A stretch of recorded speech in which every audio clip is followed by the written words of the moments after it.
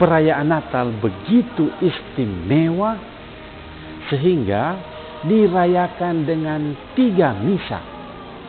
Perayaan Ekaristi pada hari raya Natal dibuat sedemikian rupa sehingga pelukisannya, perayaannya sampai 3 misa, 3 perayaan Ekaristi. Masih lagi didahului dengan Vigili Natal. Masih lagi dipersiapkan dengan 4 pekan masa Advent. Lantas dirayakan dalam oktav Natal dan dalam masa Natal. Karena itu ikuti video ini. Ada 4 bagian. Yang pertama itulah keistimewaan dan misa untuk merayakan Natal dalam 3 misa dengan Vigili Natal. Bagian yang kedua itulah video tentang persiapan sedemikian istimewa, maka dibuat persiapan lewat masa Advent 4 minggu. Yang ketiga, perayaan ini begitu istimewa sehingga dirayakan dalam apa yang disebut oktav Natal. Dan yang keempat, video keempat itulah perayaan ini begitu istimewa sampai ada masa Natal yang berakhir pada pembaptisan Tuhan, atau malah ada yang sampai dengan 40 hari sesudah Yesus lahir dengan dipersembahkan di Kanisa.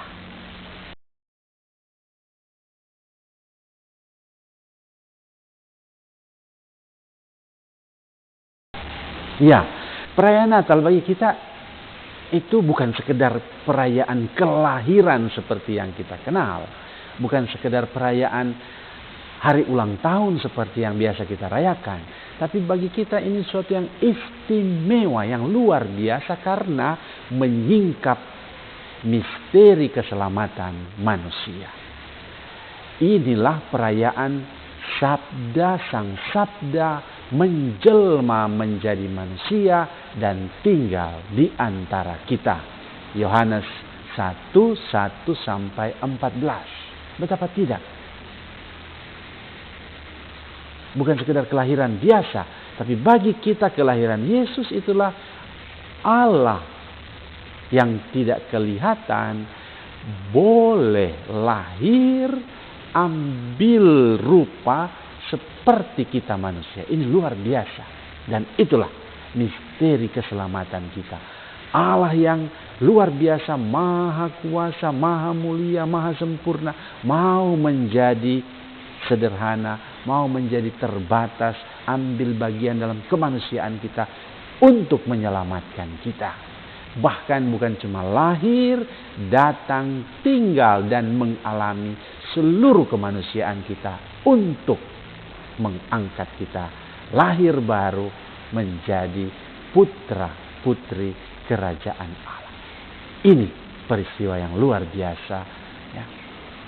Dialah Sang Immanuel yang dijanjikan dan dinantikan sejak zaman perjanjian lama dan kita boleh alami di zaman perjanjian baru. Ini juga peristiwa historis yang luar biasa, sejarah keselamatan yang luar biasa, tapi juga peristiwa historis yang luar biasa untuk keselamatan bangsa manusia.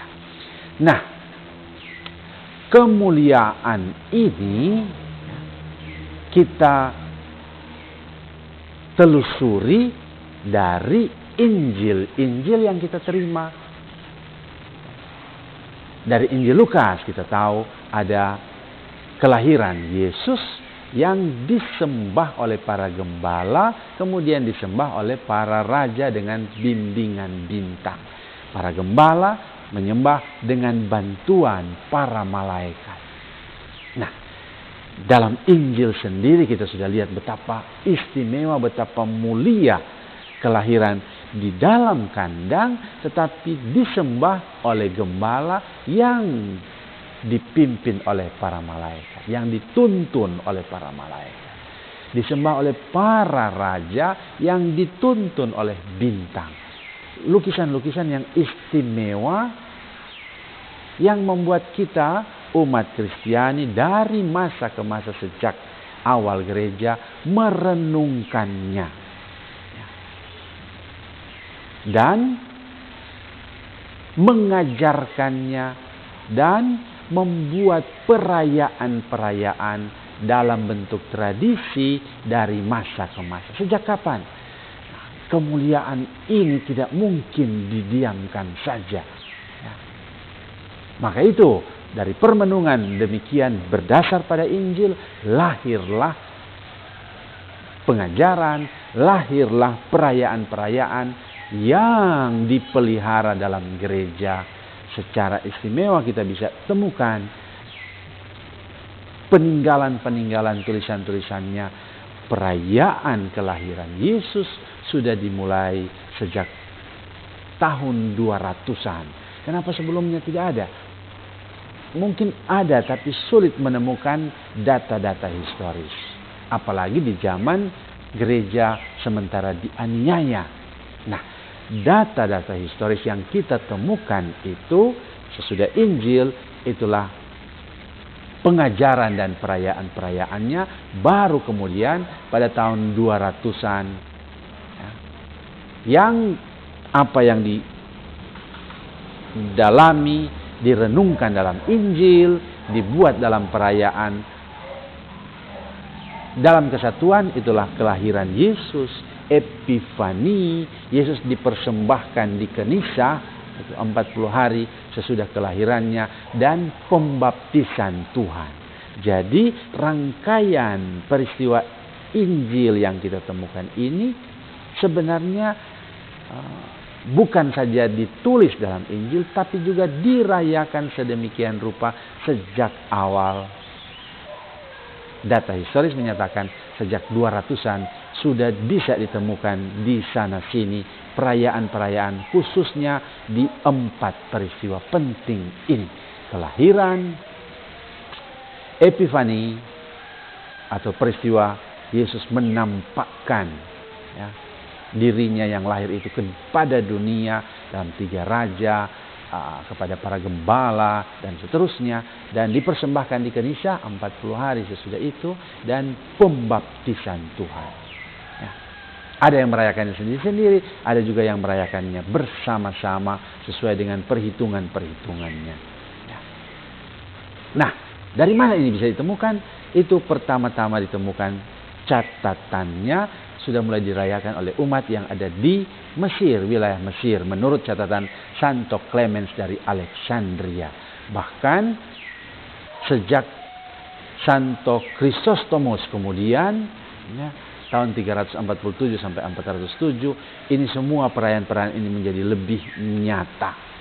Santo Chrysostomus, Yohanes Chrysostomus berargumentasi bahwa Natal memang jatuh pada tanggal 25 Desember. Jadi bukan sekedar perayaannya, tapi sudah mulai ditentukan waktunya. Mulai kapan? Tadi dari Mesir, tahun 200-an, tahun 300, abad keempat, Santo Chrysostomus sudah menyatakan bahwa dirayakan pada tanggal 25 Desember dengan perhitungan kelahiran Yohanes Pembaptis. Karena Zakaria adalah seorang imam agung dan tugasnya itu jatuh sekitar tanggal 24 September. Kalau dihitung dengan pembagian waktu dengan kelompok-kelompok yang ada, maka diperkirakan ketika malaikat datang kepada Zakaria waktu dia sementara mempersembahkan kurban, tanggal 24 September.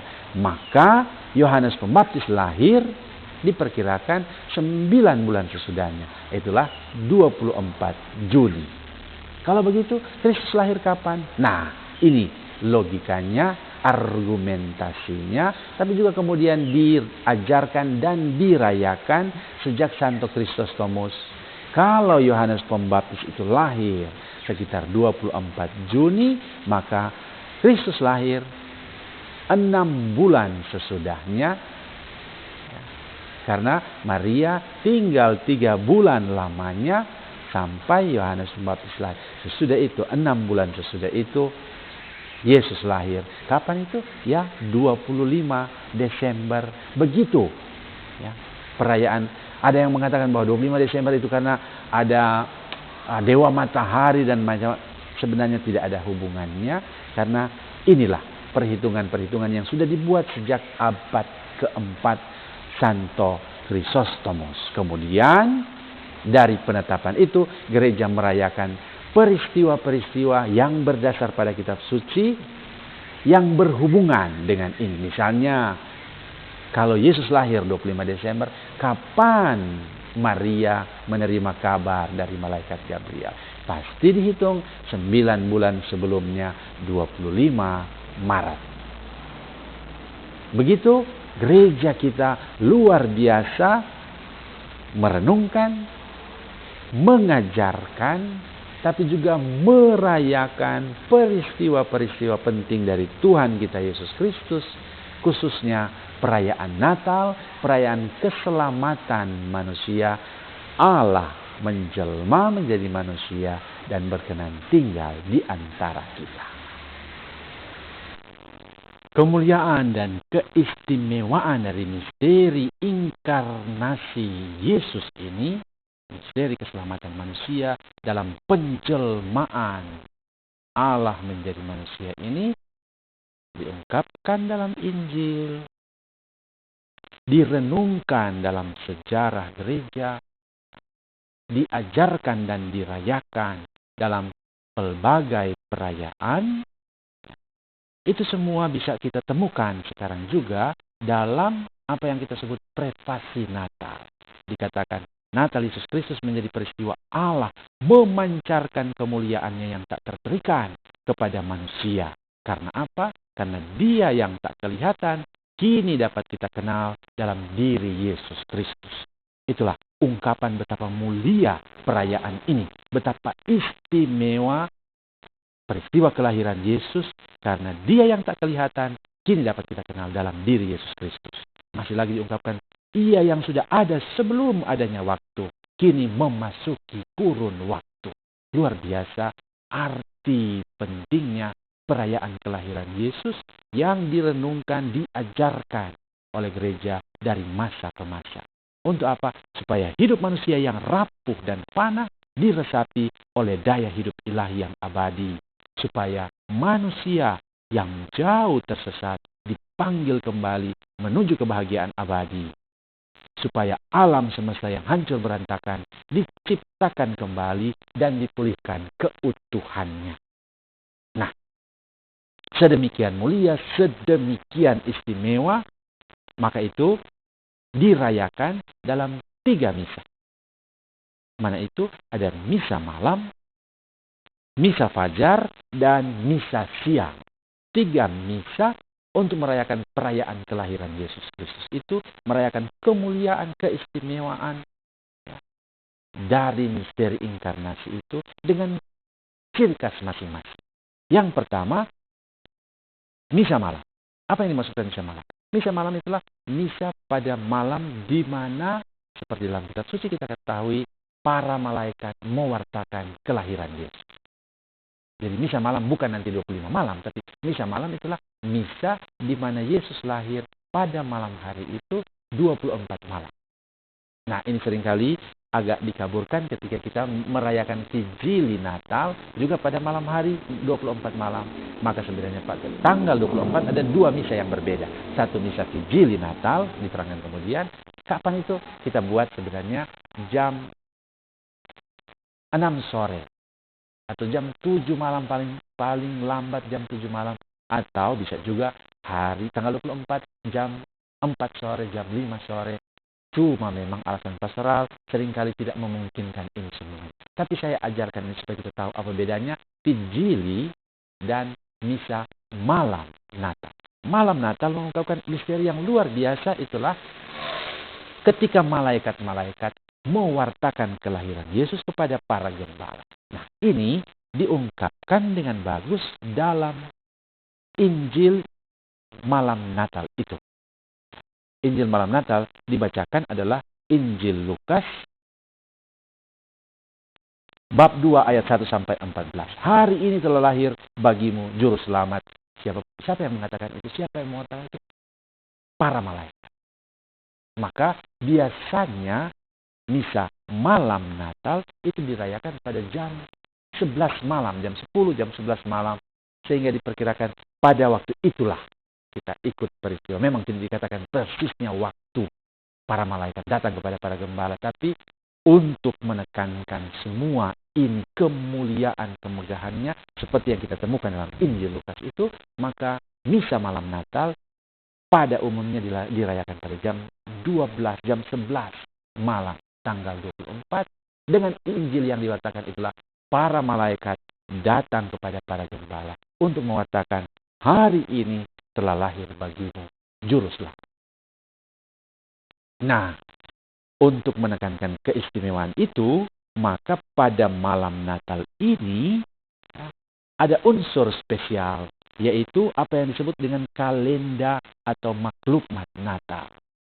Pada misa malam ini diwartakan, dimaklumkan itu kelahiran Yesus lewat maklumat Natal atau kalenda yang menggantikan saya mengaku atau Kyrie. Jadi kalau ini buat sebenarnya itu menggantikan saya mengaku atau Kyrie. Kalender ditampilkan untuk mengingatkan sejarah kelahiran Yesus bahwa dia memang sungguh hadir sebagai manusia pada masa penjajahan Romawi dan yaitu di bawah pemerintahan Kaisar Agustus. Nah, kemudian ditambah dengan macam-macam lagu dan doa dan devosi yang berhubungan dengan kelahiran Yesus berdasar pada warta para malaikat. Itu keistimewaan malam Natal. Lantas apa keistimewaan misa pada berikutnya, yaitu misa fajar, misa pagi-pagi benar, misa ayam berkokok. Nah, kita tahu ada novena ayam berkokok. Sebenarnya ini adalah 9 hari sebelum misa fajar ayam berkokok ini. Maka biasanya misa fajar ini dilaksanakan pada jam pukul 4, pukul 5 pagi. Di mana umat berkumpul untuk merayakan kelahiran bersama-sama dengan para gembala. Kalau misa malam itu bersama para malaikat mewartakan kepada para gembala, misa fajar menekankan seperti pada waktu ayam berkokok itu diperkirakan seperti lukisan Injil Lukas. Para gembala saling mengajak satu sama lain, mari kita segera pergi untuk melihat apa yang terjadi di sana, di kandang, seperti diwartakan oleh para malaikat. Nah, ini lagu yang paling bagus itu. Marilah kita pergi ke Bethlehem. Melihat di sana Yesus yang lahir. Injil Lukas bab 2 ayat 15 sampai 20. Mereka mendapati Maria, Yusuf dan bayi. Itu istimewanya misa fajar, misa bersama para gembala yang saling mengajak menjadi pewarta untuk melihat dan mendapatkan Yesus yang lahir. Dan misa yang ketiga untuk merayakan kelahiran Yesus itulah misa siang. Apa yang istimewa di sana? Itulah Injil yang diwartakan adalah Injil Yohanes bab 1. Sang Sabda menjelma menjadi manusia dan tinggal di antara kita. Itulah terang bagi manusia. Nah, ketika sudah siang, sudah terang, kita merayakannya dengan misteri yang begitu jelas bagi kita. Sabda menjelma menjadi manusia dan tinggal di antara kita. Dialah terang sejati yang datang kepada milik kepunyaannya. Untuk apa? Untuk menyelamatkan kita semua. Ini keistimewaan yang luar biasa dari perayaan Natal yang direnungkan berdasarkan dari kitab suci Injil-Injilnya, diajarkan dan dirayakan dalam bentuk perayaan Ekaristi bagi kita semua. Nah, secara praktis mungkin pertanyaan, apakah itu harus hadir dalam 3 misa ini berturut-turut? Tapi supaya kita tahu bahwa pewartaannya berbeda-beda. Misa pertama pada malam Natal itu bersama para malaikat mewartakan kelahiran Yesus. Misa fajar, ayam berkokok itu bersama para gembala mewartakan kelahiran Yesus dan melihatnya. Dan misa siang ketika semuanya sudah jelas, semua sudah terang, kita bersama-sama merenungkan apa yang diwartakan oleh Injil Yohanes. Dialah terang manusia, itulah sabda yang menjelma menjadi manusia dan tinggal di antara kita. Kemuliaan seperti inilah yang kemudian ditetapkan mesti dipersiapkan lewat apa? Lewat misa yang disebut Vigili Natal. Sejak tahun 1022 dalam sinode Seligenstadt sudah ditentukan bagaimana merayakan Vigili ini. Ya. Baik Vigili Natal, Epifani, Pesta Para Rasul dan seterusnya ya, ditetapkan dari tahun 1022. Dan kapan kita merayakan Vigili Natal? Sebenarnya itu pada jam 6 sore sebelumnya. Jadi tanggal 24, jam 4 sore, jam 5 sore, jam 6 sore. Itu semua waktu yang tepat untuk merayakan Vigili Natal. Supaya jangan dikaburkan dengan misa malam. Tapi memang untuk kita di Indonesia, di Manado, itu demi alasan pastoral, demi alasan keamanan. Ya, akhirnya memang hanya pada malam 24 itu hanya dirayakan satu misa saja. Biasanya itulah misa malam. Nah, pada waktu itu dibuat itu kalenda atau maklumat tentang Yesus Kristus. Demikian keistimewaan dari Hari Raya Natal, baik sejarahnya, artinya, maupun perayaannya berdasar pada kitab suci dan dilanjutkan dalam pengajaran dan tradisi gereja sekarang dan sampai selama-lamanya. Semoga membantu kita merenungkan, tapi juga menghayati betapa besar cinta Tuhan bagi kita, sehingga Ia memberikan putra tunggalnya. Sang Sabda menjelma menjadi manusia. Dialah Immanuel, Allah beserta kita.